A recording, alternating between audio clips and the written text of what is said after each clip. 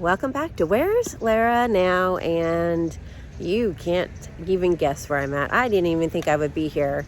But I'm in Redlands again. Totally different thing. I'm with Gail this time. There's Gail. Hi, Gail. And I don't know if you can hear that music playing, but hold on. I have, so I can say exactly what I want to say. I am at the Lincoln Memorial Shrine at the A.K. Smiley Park and Public Library. And I am here because they're celebrating Lincoln's Gettysburg Address. So that's what you're hearing in the background. And so I'm excited. I saw this on Facebook at the beginning of the month. And thankfully, Gail wanted to go with me. And yeah, so let's go see what's going on and have a great day today. It officially starts at 11. It is around 10:30 right now. And oh my gosh, we've already driving here. The houses around here are beautiful. And as you can hear, the music's getting louder.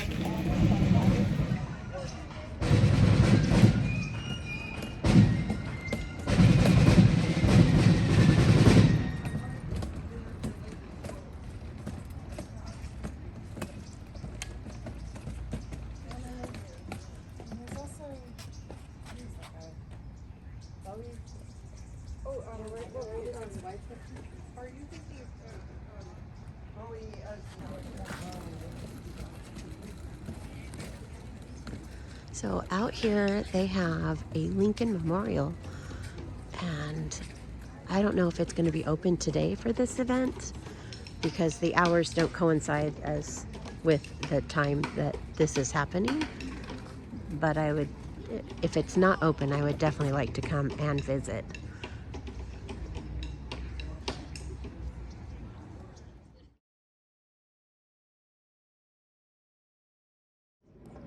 Training only! Training only!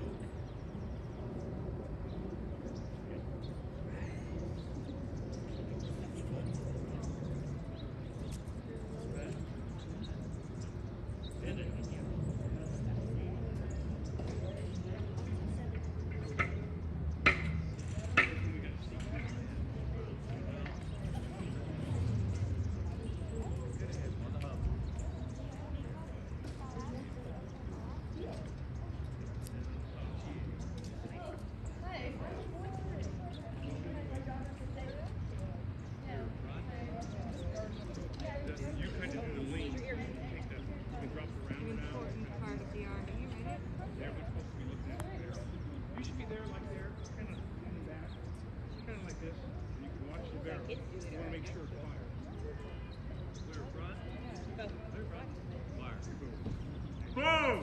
It just happened like we're in a row. The gun next to you fires. Your gun may not fire, but it happened to me. You think it does? So if you're looking at the muzzle, you'll know it fires.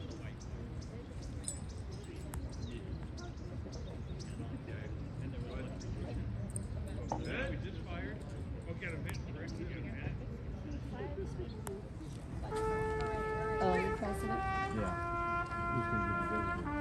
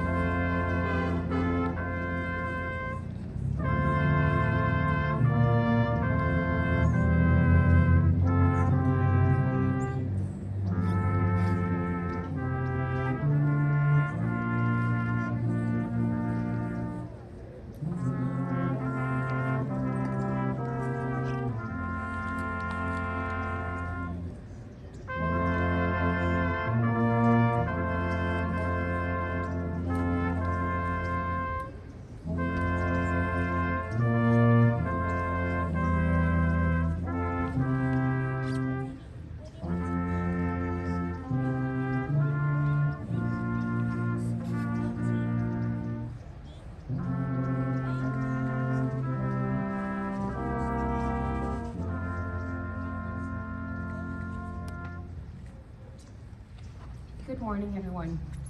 Thank you so much for being here to help us commemorate the 162nd anniversary of Abraham Lincoln's Gettysburg Address. We have a wonderful program in line for you. And to get started, we will ask those of you who are able to please stand for the national anthem and the raising of the flag.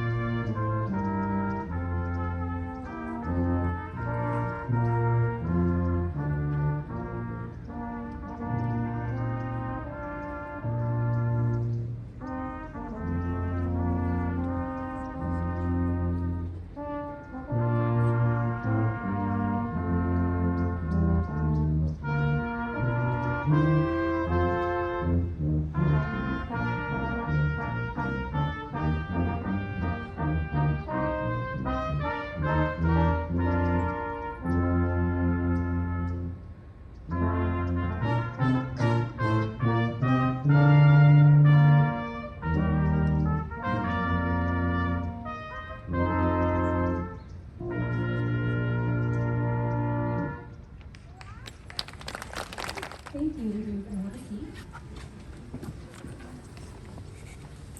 Music is an intrinsic part of each of our lives, and today's event highlights music as it was heard during the Civil War. The first ensemble to perform will be the Mountain Fifes and Drums. This group represents the ancient tradition of military music. This type of ensemble first appeared in Switzerland around 1291. Fifes and drums were used as signaling instruments to maneuver troops on the battlefield. Each company of 100 men would have 2 fifes and 2 drums assigned to them for signaling. So when the regiment of 1,000 men would come together, all of the fifes and drums would come together as a band in front of the column. Fife and Drum Corps were at the zenith during the Civil War. However, they were disbanded shortly thereafter. The next to perform is the Camp Carlton Band. This band represents the European brass tradition. This is an example of a field band that would have traveled with a regiment. With the advent of valves in the 1840s, the brass instrument became very popular, and town bands sprang up across America. These instruments have a very smooth sound and come in several shapes and sizes, from soprano to bass voices. It is estimated that during the course of the Civil War, the Federal Army had over 500 bands and 9,000 musicians in the service. Although information about Confederate bands is sparse, estimates are that the South fielded about 125 bands and 1,600 musicians. Robert E. Lee stated in 1864 that he did not believe an army could exist without music. And now, please welcome the Mountain Fifes and Drums under the direction of Joy Hatch. Good morning, everyone. Thank you so much for coming out on this kind of chilly day. So, we are the Mountain Fifes and Drums, and usually we are in Revolutionary War garb, but we have a group called the Mountaineers that comes out and does Civil War music. Now, the Revolutionary War, tradition has it that at the surrender at Yorktown, they played Yankee Doodle. Now, on April 12th, 1861, Fort Sumter in the Charleston Bay in South Carolina seceded. They wanted the Union to evacuate that fort and leave it to them. The Union declined. Shots were then fired. The Union, 2 days later, was allowed to evacuate the fort peacefully. But the report is that they were playing Yankee Doodle on their drums as they evacuated. So we are now going to play Yankee Doodle Old into New. Bye. Good.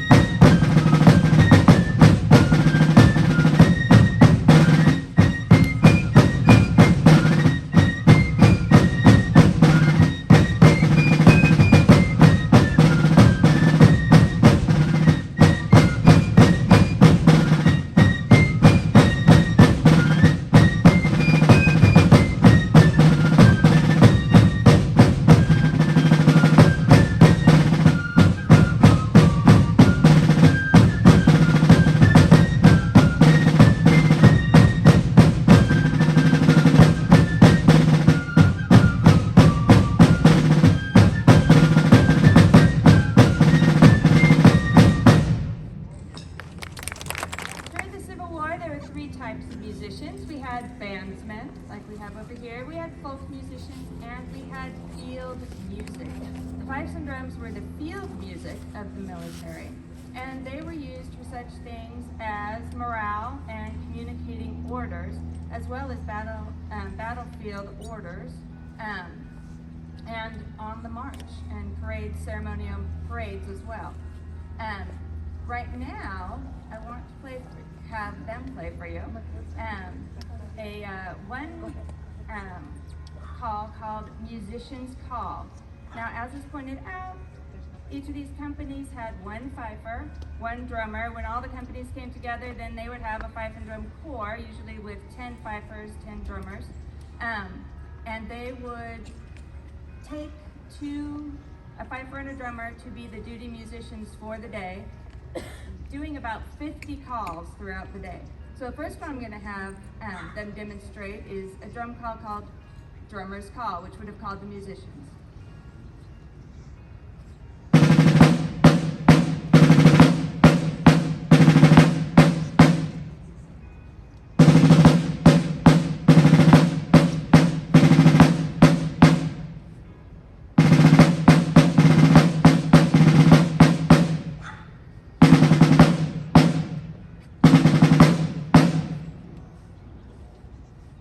Thank you, Ryland.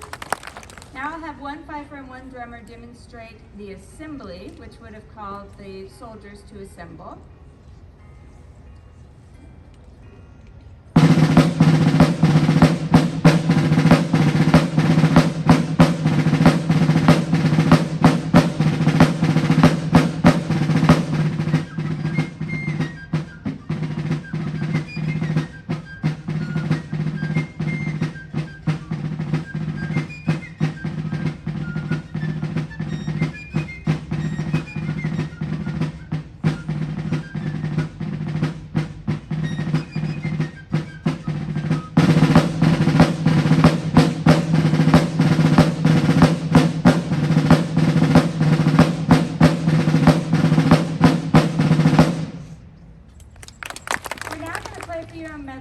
Tunes called Jaybird and Fireman's Quick Step.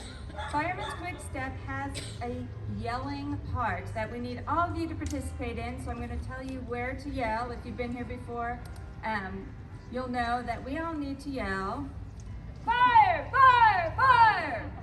All right, so this would have been, I wasn't going to yell into the microphone, this would have been a tune that they would have started playing, and then it would have spread around the camp to let them know the bucket brigade needed to be called out because there was a fire in the camp. So we're now going to play for you Jaybird, Fireman's Quick Step. Fight! Hut set. Good. Jaybird, fire.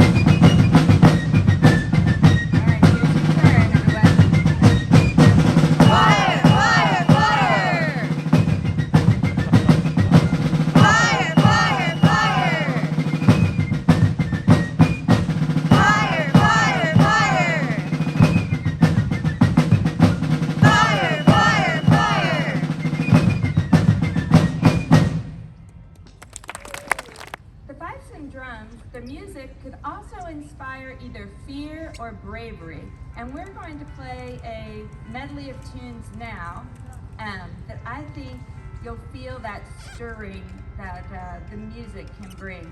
So we're going to play for you now the Corn Medley, Frog in the Well, Rally Round the Flag, drum solo, Hell on the Wabash, into Harum Scarum. Fight. Fight set. Set. Parkway.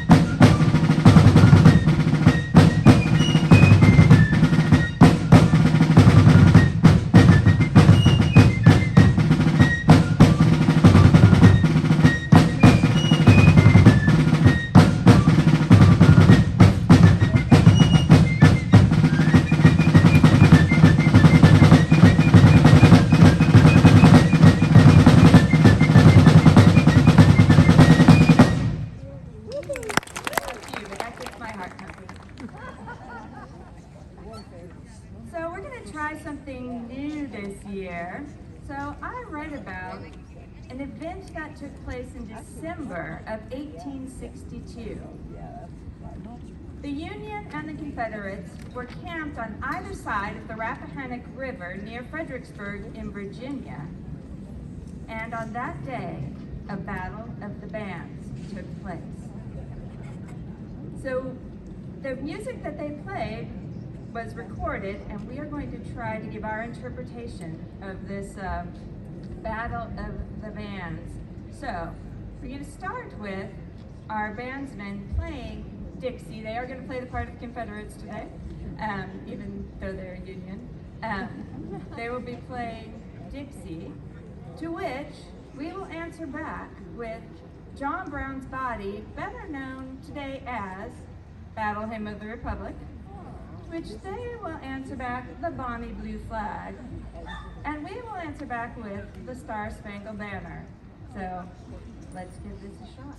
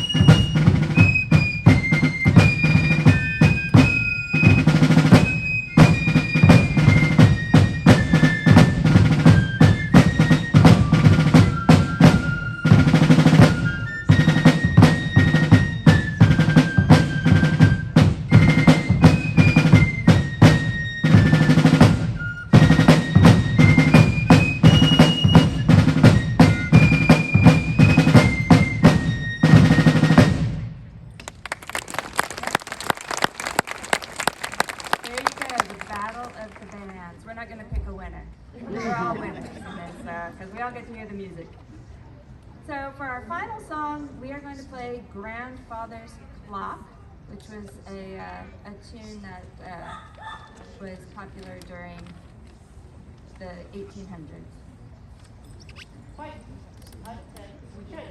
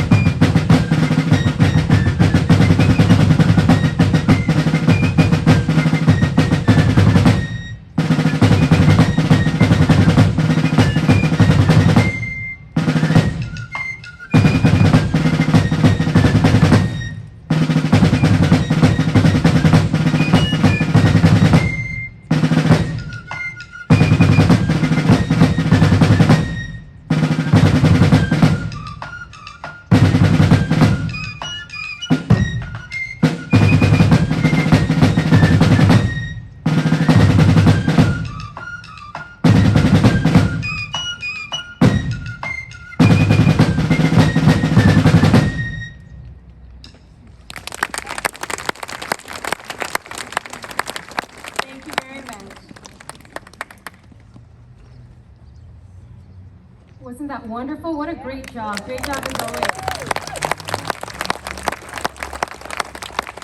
So we're going to switch gears just a little bit and talk about the artillery. Artillery was absolutely crucial to the prosecution of the war to preserve the United States. Please welcome the 1st Pennsylvania Light Artillery under the command of Dave Richmond. Your post!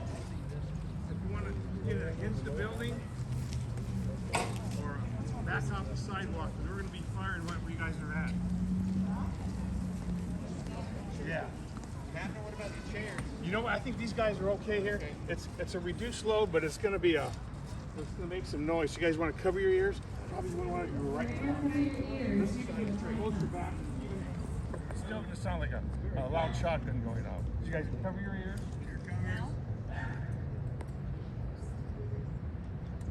Right now, the powder's coming up. The round's being inspected. It's a muzzle loader, like muskets of the day, so the round's going in. Normally, we shoot a full load is 1 pound. Normally, we shoot around 5 ounces, a little over 3 ounces, because we're in a confined area. You want too much noise. The powder's rammed down, seated. A shell would go in next, but we're not firing the shell. And then we're cutting the cartridge charge, and the primer we put in the back.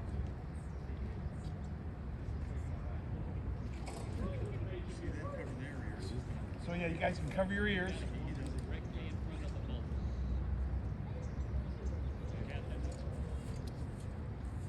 Be ready, it's loud. Directly in front of the muzzle. Yeah, you maybe want to get a little bit more back For your safety, ma'am. For your safety. Clear front! Clear front! Fire!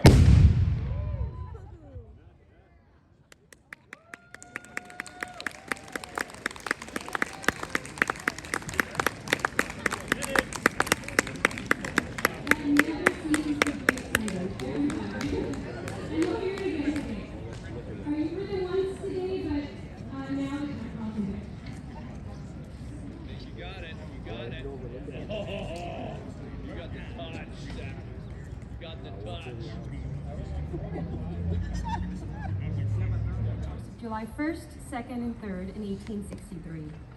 The task of reburying the thousands of U.S. soldiers began on October 17th, and the committee for the consecration of this new national cemetery at Gettysburg scheduled the dedication for November 19th, 162 years ago today, or earlier this week. The date was selected in part to accommodate the schedule of the great American orator, Edward Everett, who had agreed to deliver the keynote address of the day.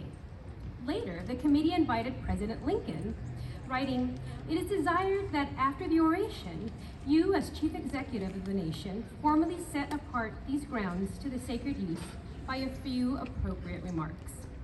On the morning of the 19th, a procession from the town of Gettysburg commenced to the cemetery, and Lincoln, riding a gray horse, was preceded by a military band.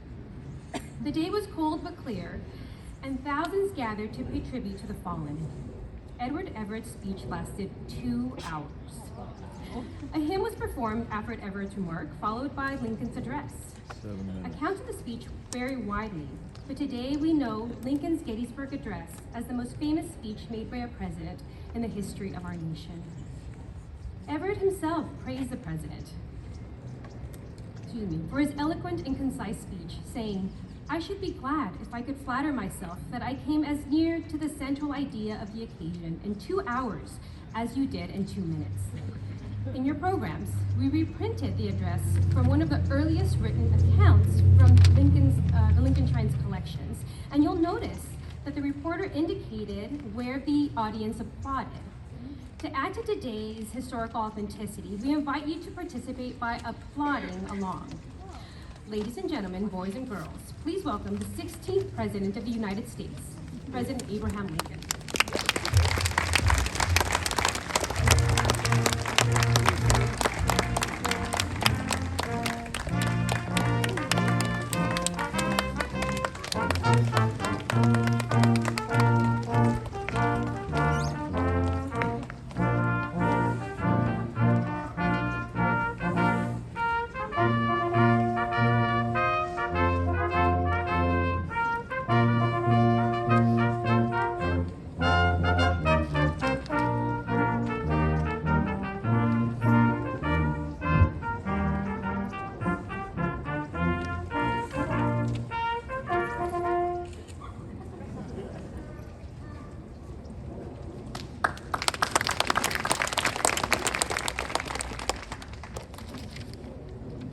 A patriotic reminder, if I may, in tribute to John Adams.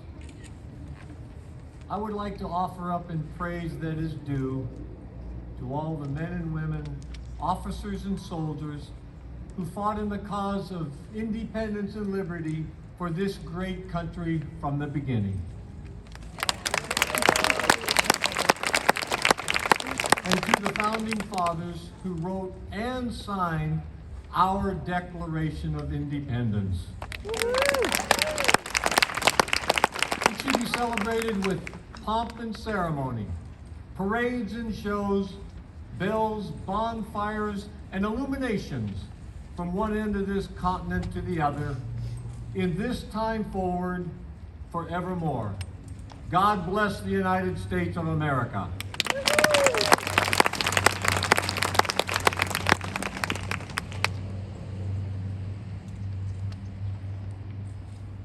That was then.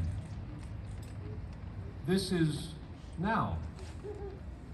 Thursday, November 19th. Following a procession of over 1,000 soldiers, we have entered Evergreen Cemetery. Look around. What do you see? Mounds of earth, wooden grave markers, flowers placed on loved ones in their final resting area. Upwards of 15,000 have gathered here today, wishing to find answers, hope, peace, for a time in their life that they would probably like to forget. Or a time of remembrance for a father, a son, a husband. Those who answered the call for unity and for freedom, but gave back more than you and I here today. How do you put this bitter truth into words? Lord, help.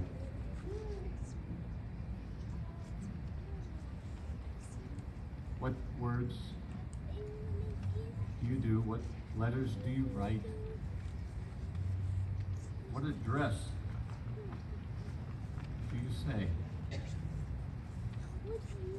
77 years ago, our fathers brought forth on this continent a new nation, conceived in liberty and dedicated to the proposition that all men are created equal. Now we are engaged in a great civil war, testing whether that nation, or any nation, so conceived and so dedicated can long endure. We're met on a great battlefield of that war. We have come to dedicate a portion of that field as a final resting place for those who here gave their lives that that nation might live. It is altogether fitting and proper that we should do this. But in a larger sense, we cannot dedicate, we cannot consecrate, we cannot hallow this ground. The brave men, living and dead, who struggled here have consecrated it far above our poor power to add or detract. The world will little note nor long remember what we say here, but it can never forget what they did here. It is for us, the living, rather, to be dedicated here to the unfinished work which they who fought here have thus far so nobly advanced. It is rather for us to be here, dedicated to the great task remaining before us, that from these honored dead we take increased devotion to that cause for which they gave the last full measure of devotion. That we here highly resolve that these dead shall not have died in vain, but that this nation, under God, shall have a new birth of freedom, and that government of the people, by the people, for the people, shall not perish from the earth.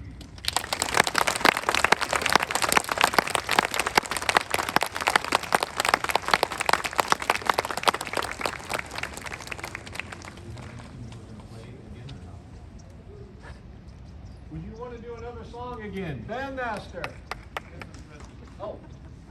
Could you please play Dixie again? For it is one of the best tunes I have ever heard, and it's good for the South to know that they are free once more to hear it. Is that okay? I threw a loop to him. Was it sad? I didn't think he was ready for that.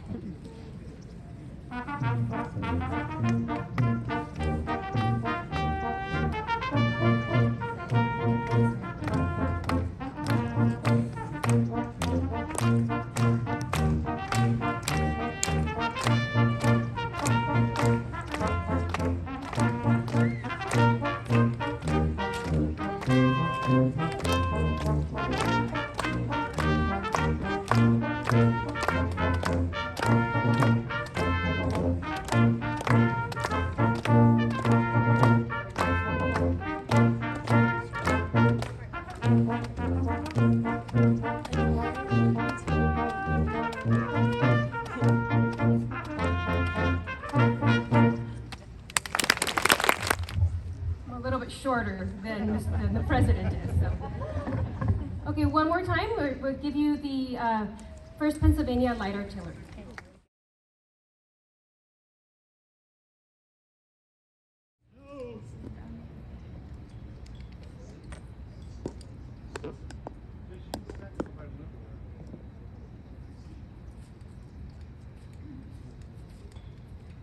Again, we're using a very small round, but it will make some noise, like a shotgun going off.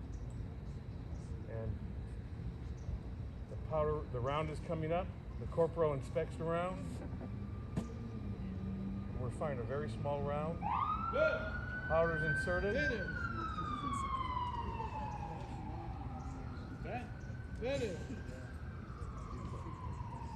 Muzzle loader, everything has to be pushed down the bore. And the cartridge is sealed. It has to be open. We have a priming wire that exposes the gunpowder, and then our primer goes on top.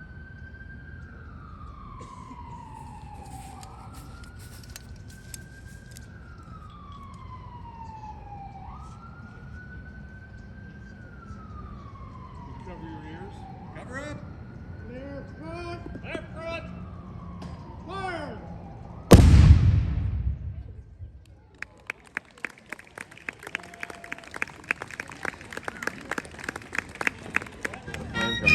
It did it?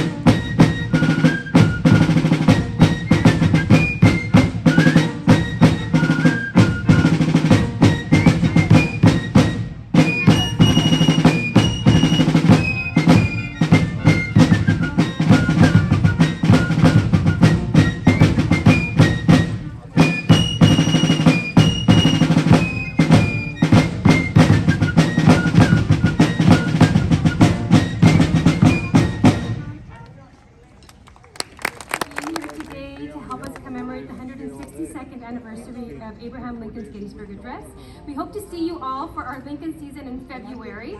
So February 7th, we have our annual open house, and February 12th is our annual Watchhorn Lincoln dinner. So we'll check the website for information for that.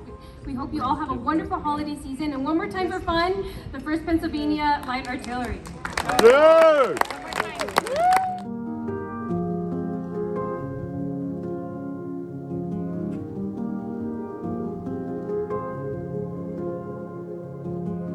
Okay, so here's a close-up of the cannons. I think I got 2 really amazing videos. They're cleaning it out right now. My ear hurts the first time I didn't like it because I was trying to make it.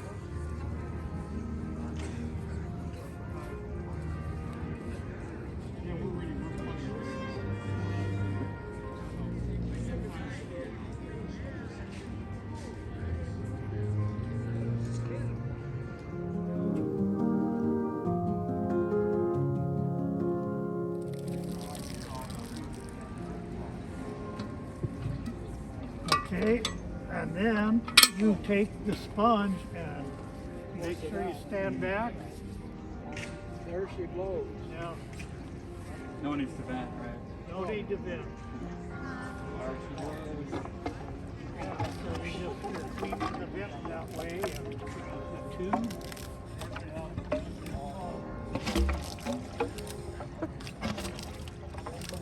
What you don't do,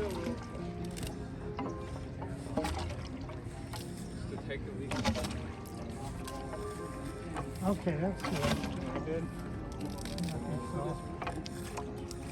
There's plenty more still in there. Yeah, no, then we're gonna just drain it now. Alright. It's like, oh, people.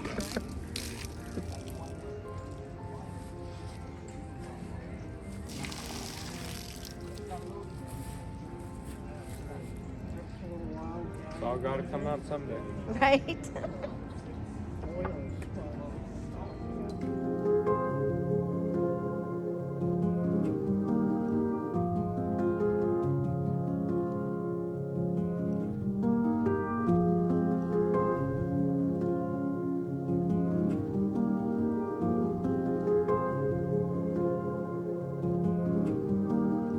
Howitzers. Before the Civil War, you used a lot of howitzers. Oh, really?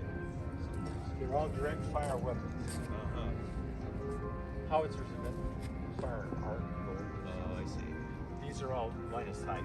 Right. That's why you don't see a lot of indirect fire. Uh-huh.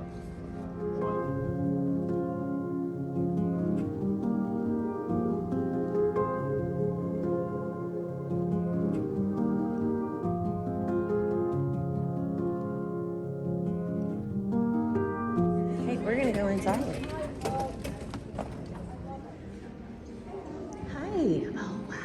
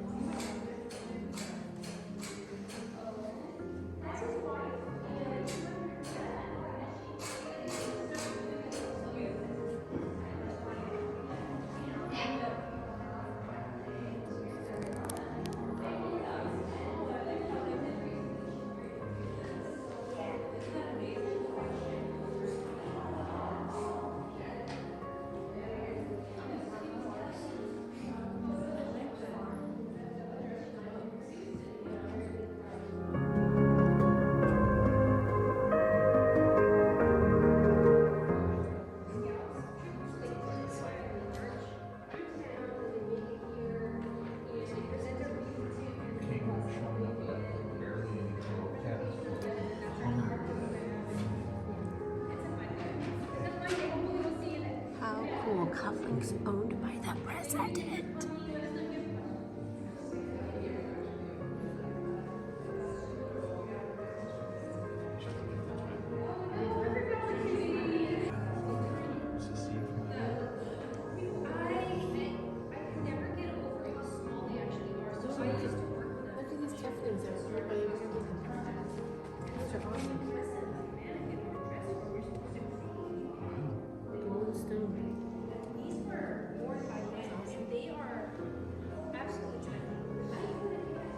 It's stunning how small. What you see there is how big they are. That was actually filled out to create the body that's not pulled back in any way. They have souvenirs here that you can purchase.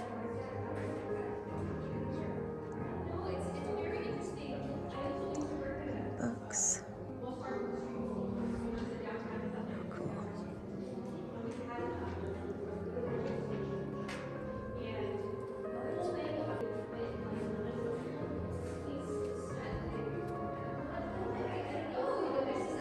Letters.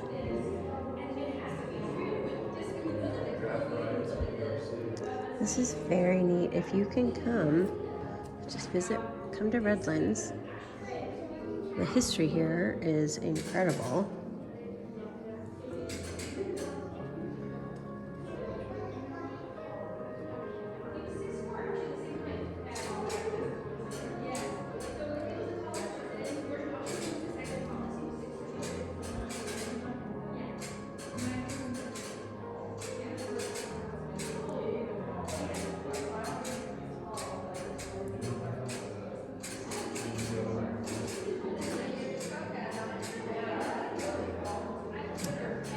Uniform.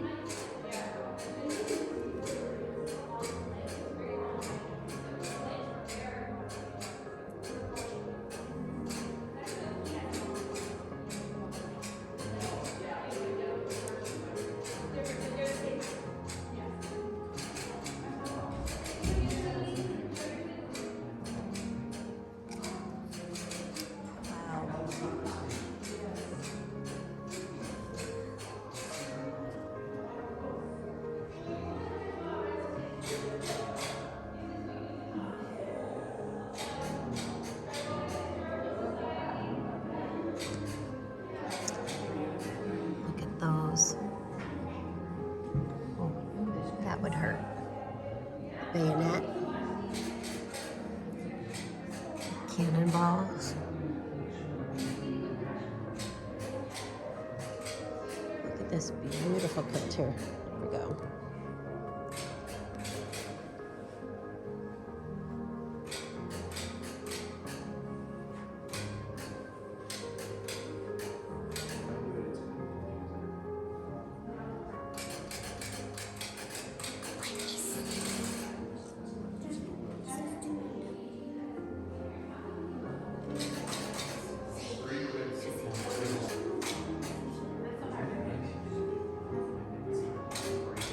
So different kinds of guns, rifles, pistols, revolver.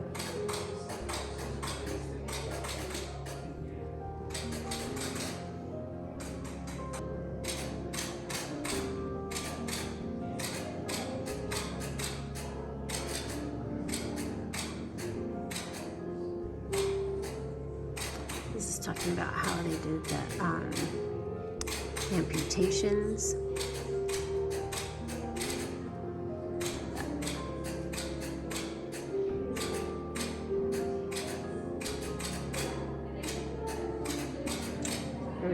That would not have been fun.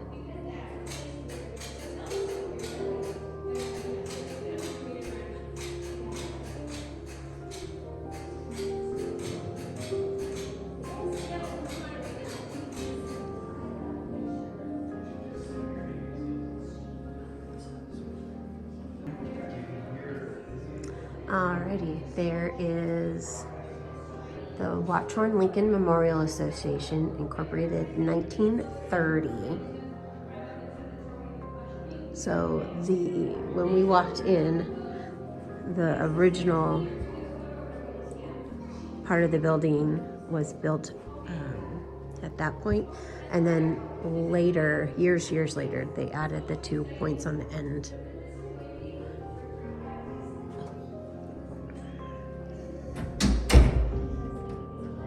So it looks like test your skill with the telegraph. I don't think I have any skills with the telegraph.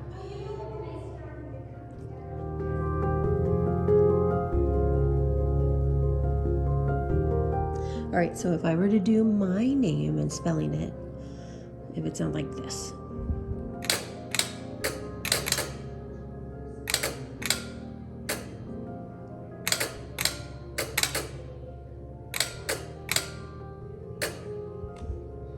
Like that. That's what it would sound like. And then someone on the other end would know also that I am, well, let's see.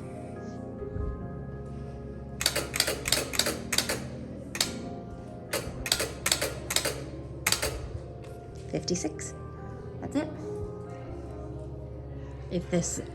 If we were being attacked and I needed help, this is what it would do.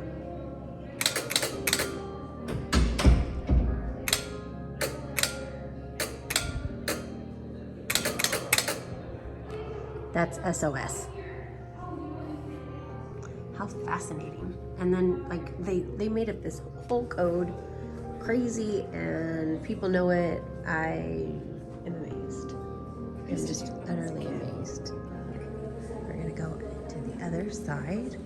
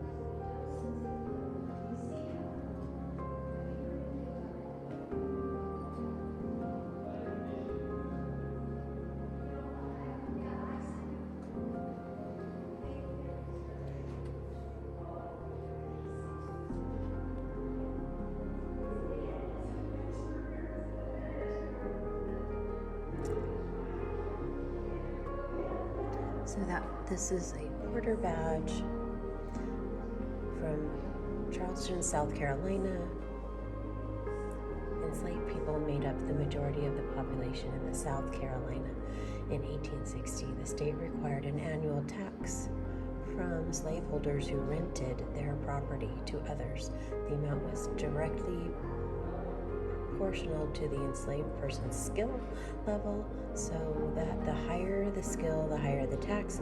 Badges like this one for a porter in 1840 were required to be worn anytime an individual was laboring for someone else. The practice of renting enslaved people was traumatic, as it separated people from their homes and loved ones for extended periods of time. Very sad.